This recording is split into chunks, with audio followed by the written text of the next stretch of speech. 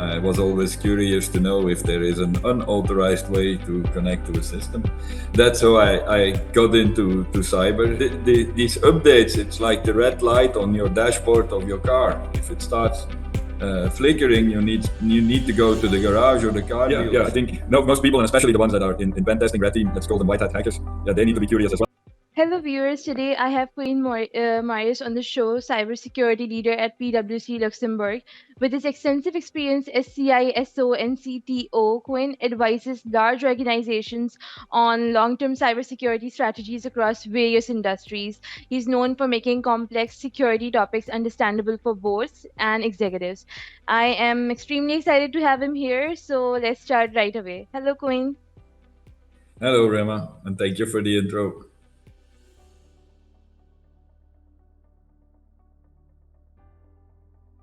My first question to you is your transition from blacksmithing to hacking and then cybersecurity is quite a journey. And it seems like your knack for asking why has taken you from stamping iron to safeguarding data systems. Can you elaborate on how your background in understanding systems and the potential failures has shaped your approach to securing data systems today? Yeah, well, of course, first on my career, it is quite a journey. It has been quite a journey, but I've always loved to do things with my hands. That's the reason that I ended up in blacksmithing. But at home, my father had already an IT company, and at that time, IT was more or less limited to software development, which Hmm. was utterly boring to me. So that's the reason I never got into that. One day, he called me, or we were chatting, and he said, "Look, there is a thing that might be interesting. It's called internet." This was in the mid '90s. Maybe you should have a look at that. And that's Hmm. slowly how I rolled into understanding systems.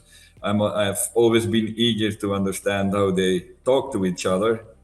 Hmm. But the cyber part came when, of course, you get your first prompt on passwords and you need to log in. And my first thought was, how can I circumvent the fact that this system is asking me for an authorized connection? I was always curious to know if there is an unauthorized way to connect to a system. That's how I got into cyber. And yeah, the journey went on because from using Unix machines, Linux Hmm. later, and a bit of Windows, my interest has always been understanding how things work together, why they work in a certain fashion. So, in short, curiosity led me to where I am today, I would say. And it's a great spot to be honest. Yeah, well, I think we all can read and do some basic math. So, if you can read and do that, you can go very far in life. Definitely.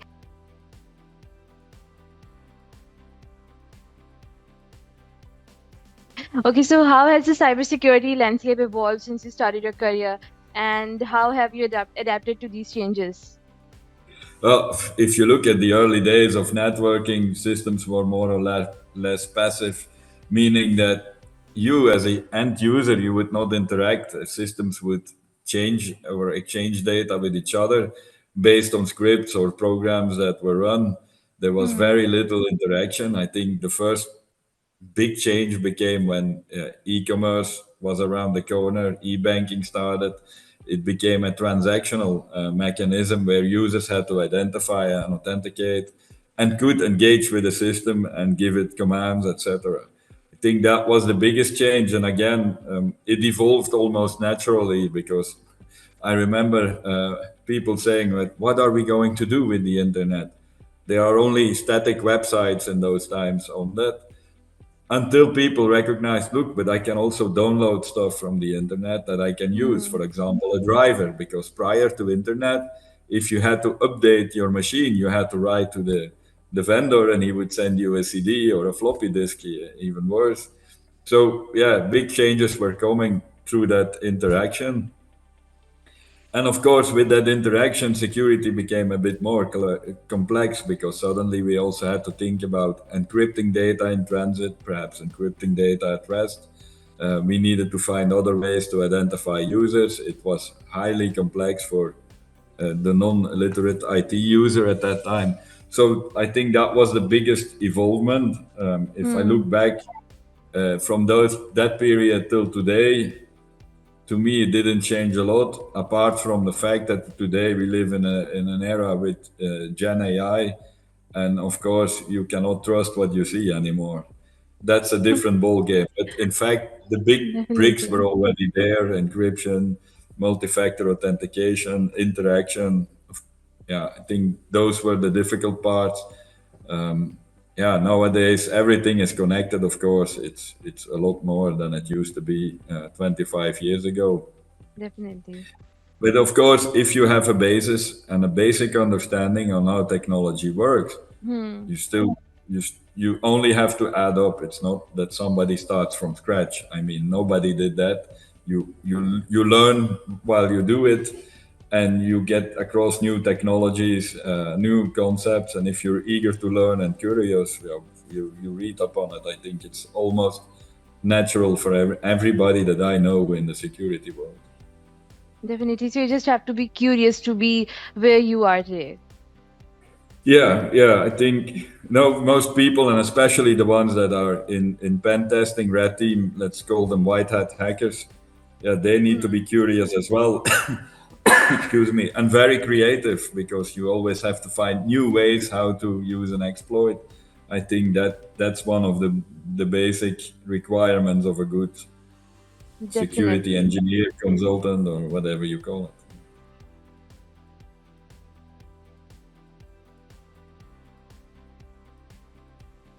Okay, so can you describe your current role and responsibilities at your organization, and what does a typical day look like for you in your current role? Well, today I manage, of course, a big team of security experts. It's not that I do really work on the field. My role is more streamline all that, streamline our offerings, um, get the work done, move the Hmm. team to across the different customers that we have. Of course, a typical day would look like a few customer meetings, thinking about and with them about how would their strategy look like, what is the problems that they're facing in short term, medium, and long term, how can we fit in, is there somebody in the ecosystem locally that is a better fit and that I can reach out to help them. I don't see my customers as customers, but as partners, more as partners that we try to accomplish the same goal.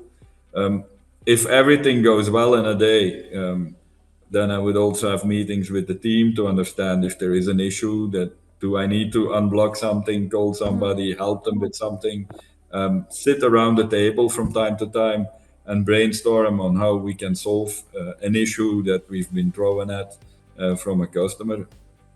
And of course, I also help the internal organization from time to time on security matters. And that's what I said, if all goes well, because we do incident response. So from time to time, we get a call from one of our customers that has a breach. And then the day can look completely different. And most of the time, with a few people, we stop what we're doing and we pick up the incident, and then we engage with the C level. Or most of the time, that's my role with the board of directors or the executive committee. How are we going to manage, mitigate, and perhaps revert back to a normal situation after the incident? Sounds.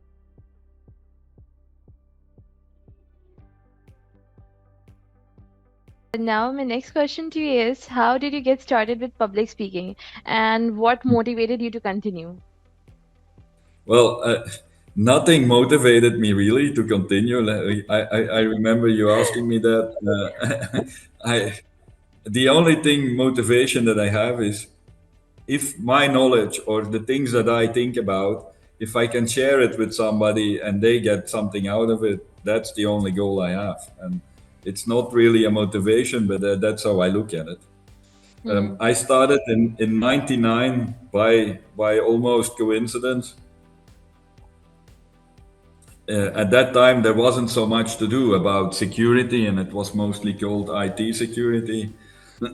And Cisco reached out to me And they Oh, said, great. look, we're going to do a tour in Belgium around IT security, and we would like to have you as a speaker because they recognize me as a white hat hacker or penetration tester. But at the time, I was already more involved in building architecture stuff. So they reached out to me and asked, look, Koen, are you interested in explaining a bit the same thing as you asked me, how does a day of a pen tester looks like? And where do you get your information from? How does it work? Hmm. And I did a few presentations like that. Then I had a bit of follow up, but it went silent. And and around 2004, I was asked as a CISO of a Swiss bank to develop a security awareness campaign. Oh. And this is 2004. I don't think security awareness was high on the agendas in Europe. I don't think most of the people weren't occupied with that team. So I reached out to somebody. Her name is Rebecca Harold. Hmm. We have been in contact for the last 20 years because of that. So I Hmm. developed a plan, and then a hacker conference started in Luxembourg. They were founded in 2005, and they asked me, "Look, do you want to do a talk on any topic you like?" I said, "Yeah, sure, but not something technical." And my first speech, after a few years of silence, was security awareness building human firewalls. I think the title was the human factor, and I used what I knew from the technical side combined with a few books that I have read, and I did a Hmm. presentation, and from there on it started again. I think people asking me to present on various topics, being a Hmm. moderator, and I still enjoy it to do it. But every time, 5 minutes before I go on stage, I think, why the hell did I say yes? So so it feels every time the same. Yeah.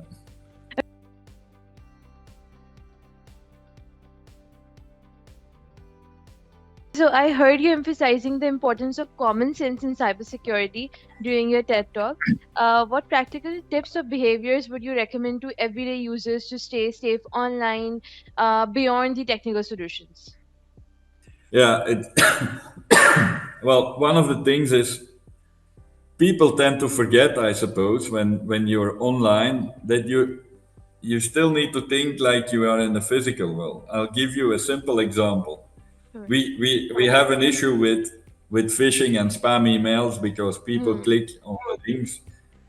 The question that I ask is, if I would send you a letter like that with similar requests and send it through post, you would open probably the letter to see what is in there, but would you react? No, Would not you? really. No. Well, why would you react over email? I mean, you see, that's what I call Yeah. common sense, and there are many things like that. I mean, people care about, and of course they're it's rightful. Yeah, privacy is also a topic, yeah? And we need to be careful with privacy. And yeah, people go onto the streets, we don't want cameras on every corner of the streets, we don't want this, etc., and then they share publicly a lot of things on social media, and I'm on social media myself, but Hmm. I try to keep a lot of my private life away from that because I don't think anybody is interested, first of all, uh, and secondly, it's none of people's business unless you're close to me or you're a family member. So I Agree. think we need to find the good balance, and that's what I'm missing in common sense. If I see how people react, um, the same thing, a PC needs updates. You know that if you run a Windows or a Mac OS system, you need to update it regularly. For your car, it's the same thing. If you drive a car or a motorbike or a bicycle, it needs regular maintenance. You need to go to the bike shop, to the car dealership to have maintenance.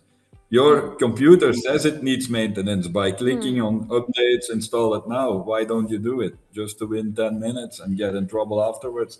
These updates, it's like the red light on your dashboard of your car. If it starts flickering, you need to go to the garage or the car Hmm. dealership. This update is the same thing, but All people right. do not make the relation, right?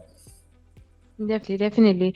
Okay, so your analogy about risk management with sharks, beds, and coconut trees was both insightful and amusing. How can individuals and organizations better manage biases and perceptions when assessing cybersecurity risks? Yeah, that's a good question. If I had the silver bullet answer on that, I would give it, but unfortunately, I don't have it. The problem is that depending how a question is asked, you can create bias in it. You know, if I tell you this is a glass of water that I held in my hand, and if I Hmm. ask you, do you think this is water, you would probably say yes. And Yes. do you if right? And if I ask you, is it dangerous? No, it's drinking water. If I tell you, do you think that this liquid could be potentially dangerous? You see, Hmm. Oh yeah, your mind definitely. starts going into another direction. And if I sit together with people and we discuss around risk, often the question is turned in that way that it becomes already risky business. So we need to take out that away or take it away. Like I did with the bat. A bat as such is not dangerous. Depending what you do, you can fall out of it and then hurt yourself or even die in the worst case scenario. But the bias is often put already in there because of the question, and people asking you the question might have an advantage by putting that question like that to increase their Hmm. budget, get more resources, etc. So you need to be vigilant when you're around the table and discuss risk with people. But other than that, I can only tell you, look, listen carefully to the question, and before you answer, perhaps challenge the question or the way it was questioned.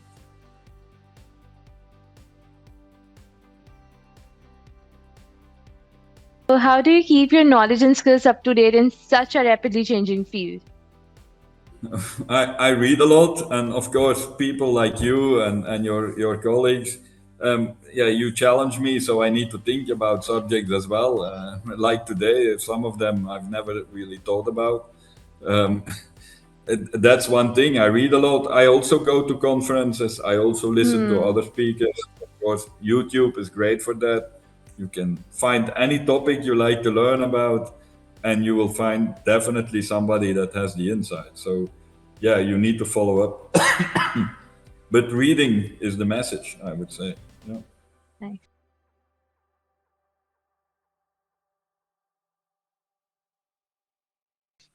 Okay, so what advice would you give to someone looking to start a career in cybersecurity?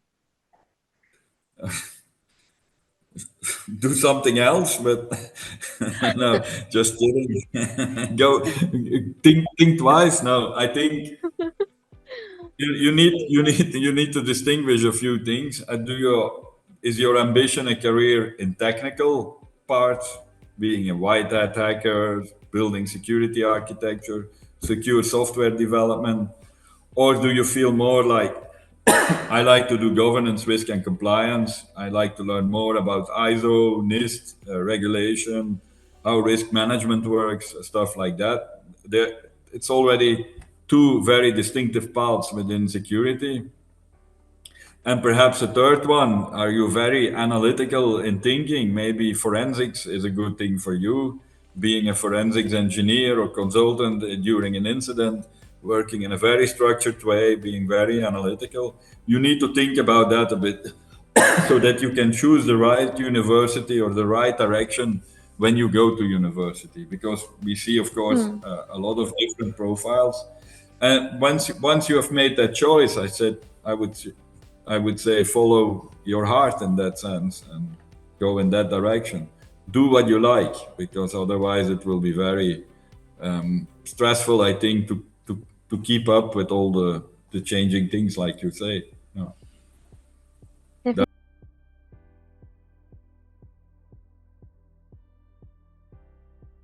Last question to you is, what do you hope to be remembered for in your professional career? I've never thought about that either. If there is one thing that people always tell me is that I'm very open to share my knowledge, Yes, you also are. my ideas.